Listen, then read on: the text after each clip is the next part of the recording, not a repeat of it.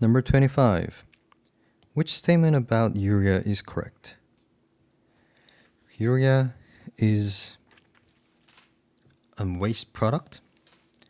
It needs to be excreted, and it is formed by enzymes, of course.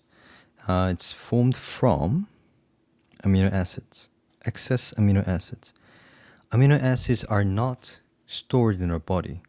So many of the amino acids should be excreted. They should be taken out from our body, and they get converted to urea, and they get excreted. And this happens in the liver by the process called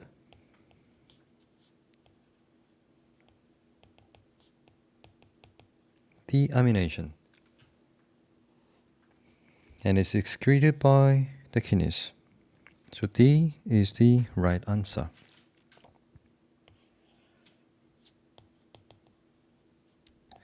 So in the liver, the amino acid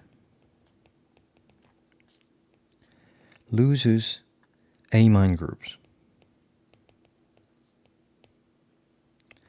And then the liver uses the amine groups to form urea.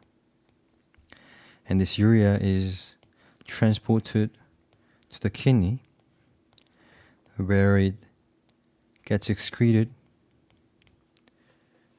from the body. So the answer should be D.